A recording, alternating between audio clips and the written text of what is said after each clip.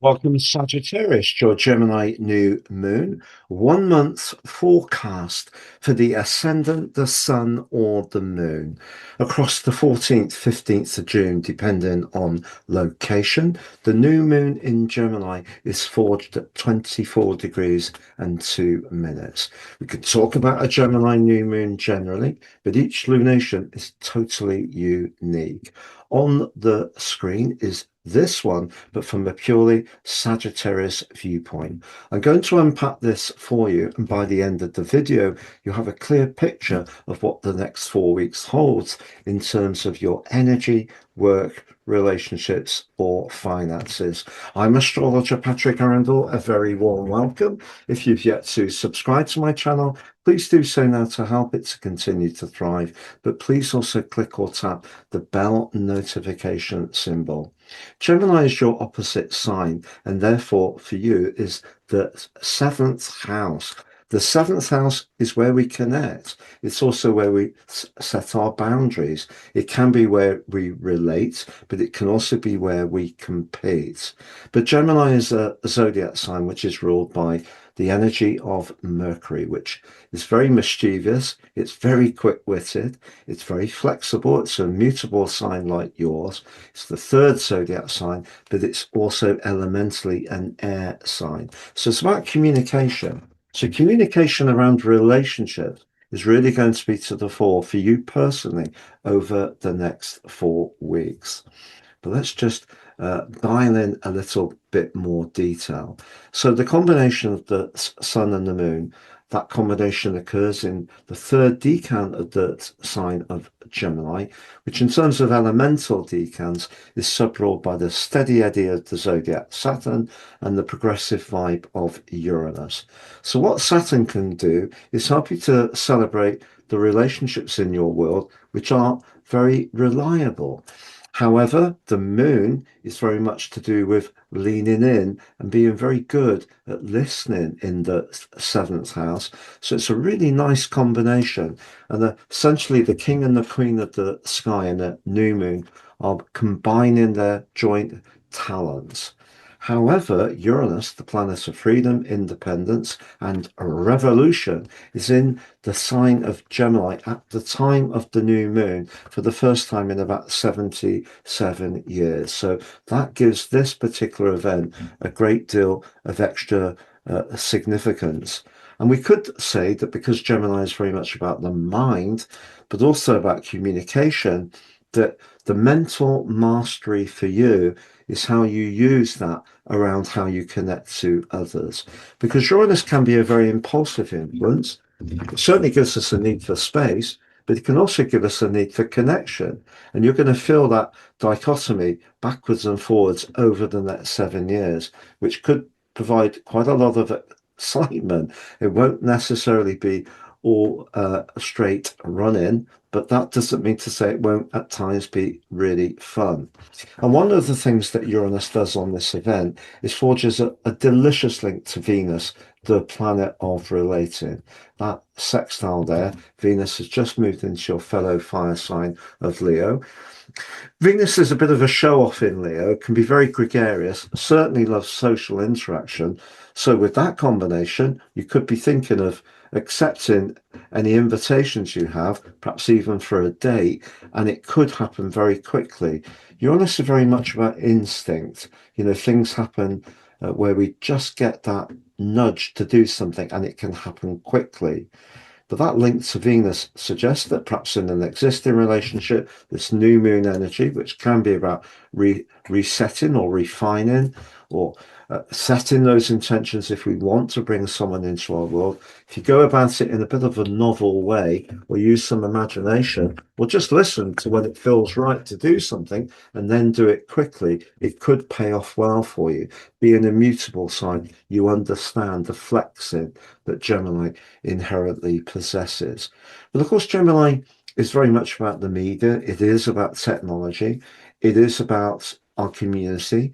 It can be about our connection to siblings, people in our everyday worlds, but it can be very fast messages. And its ruler, Mercury, has just entered its pre-retrograde shadow, and it is conflicted by the resistant vibe of Saturn on this event. If there is somebody that you want to be closer to, and it doesn't have to be romantic, it could be a friend, a family member, someone you work with.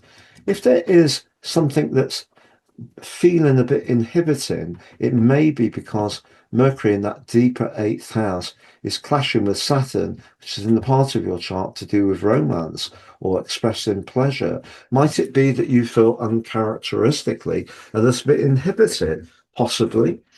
What you would be able to do, I feel, very successfully over the next 4 weeks is be much more available for other people's messages.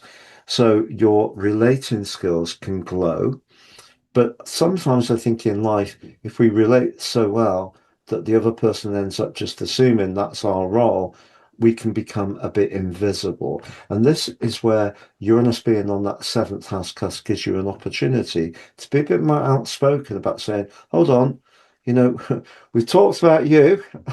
What about me? And do find your voice. And one of the ways that's going to be very important on this event is that Uranus is forging a T-square to the nodal axis. So over the last year and a half, since January 25, the North Node has been in Pisces, and that's been encouraging you, particularly after Saturn rocking through it for a couple of years and potentially causing some misery. But the North Node's asking you not to forget the lessons of Saturn, be in touch with how things feel. And the South Node could be maybe some of the things that are quite established in your life around people's expectations. It may be your link to the wider world. It may be your attitude towards property. But Uranus is challenging both of them. So if you're in a situation where you don't feel that someone is listening to you, is attuned to you, is as supportive as they could be, the fact that Saturn in the sector of romance clashes with Mercury and Uranus clashes with the nodal axis could see you much more assertive about, no, that's not good enough. And that's really healthy. The other thing to tell you is that Mars, the planet of action, is in a very vigorous part of your scope still, brilliant for having extra stamina, and is in a great link to your ruler Jupiter. It's a sextile. If you are trying to do something around work or your resources, but you do need to collaborate, the energy that these two bring is really great because they're both in semi-sextiles with the position of the new moon.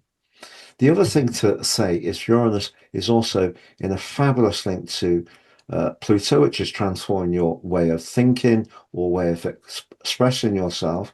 And we also have Neptune, the planet of dreams, in a beautiful link with Venus.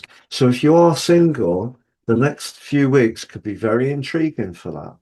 I'm going to summarize those 4 areas of energy, work, relationships, and finances next, Sagittarius. But just to say, I've slashed the price of my personal horoscope reports. For many years, I've sold them two for 30% discount. Now you pay for one and get three. So three for the price of one. Why? Because I know people are feeling the cost of living increases. So the chart I produce for you, you pay for, is your life roadmap. It helps us to understand the patterns that are playing out in our lives, get a more intimate understanding of those energies and how to work with them better future forwards, which can clear our way ahead with a lot more illumination. Free, your 12 months transits, which helps you over the next year, totally unique to you to plot your moves at just the right time. And also your draconic soul karmic analysis, which helps us to look at astrology, life, and ourselves in a different but very profound way. Please see the link below for more. If you've yet to watch your Jupiter No More Blocks deep dive video, which has proved phenomenally successful, please see that on the screen. If you've yet to watch your Chiron 50-year return video on the screen. If you would like to work with me one-to-one, it'd be an absolute pleasure. I work with people the world over. Please see my testimonials below. And if you've yet to take advantage of my free daily written horoscope, find your device each morning for your early day celestial pit stop, please check that out below too as well. So, energy. You're fortunate that Mars is in the part of your chart. Mars in Taurus has a lot of stamina. One of the great things about Mars in Taurus, it's less reactive than it can be elsewhere. The sixth house can also make it a bit more sacrificing. But of course, the sixth house can also be about our physical well-being. So Mars has given you extra stamina, which I think is very helpful.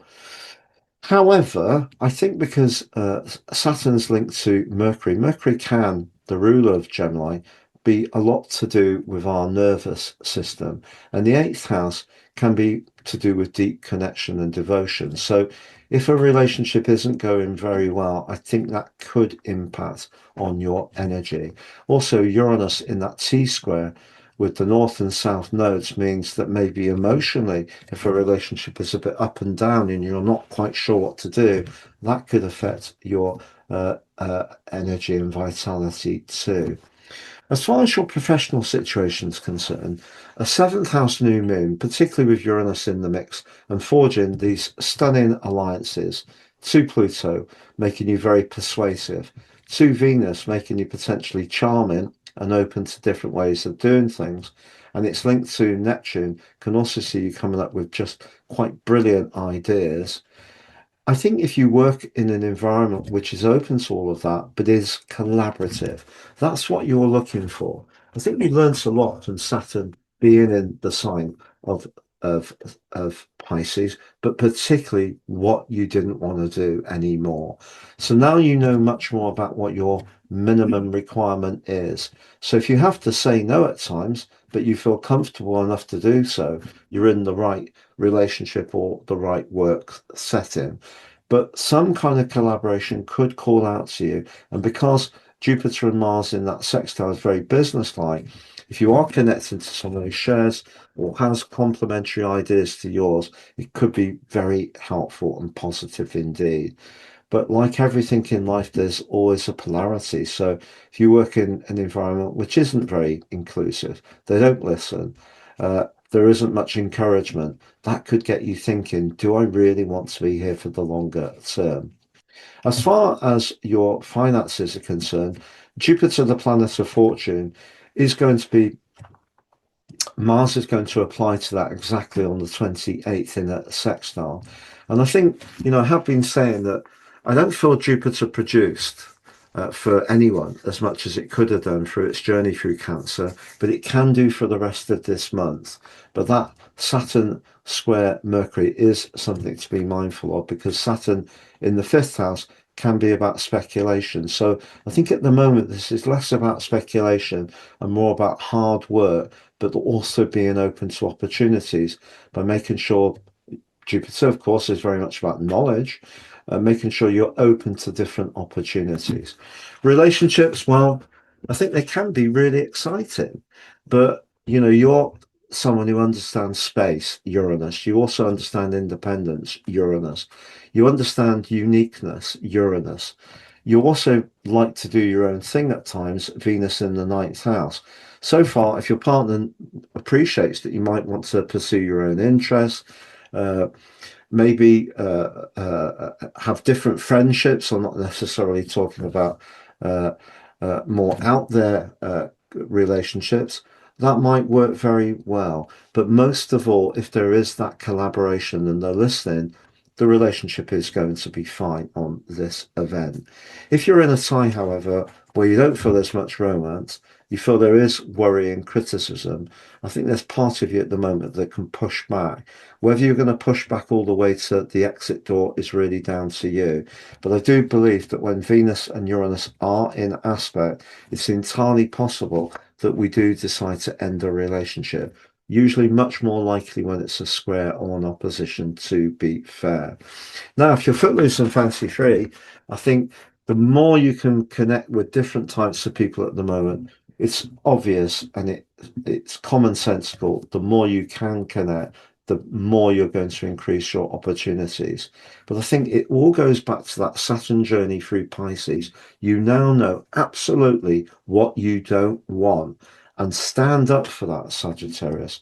So you can actually make yourself even more desirable by not actually being so available. So Set your intentions. Your mental mastery on this event is to use the quick wits of Gemini to master your connection to others. It's been a real pleasure being with you. All the best. Take care and goodbye for now.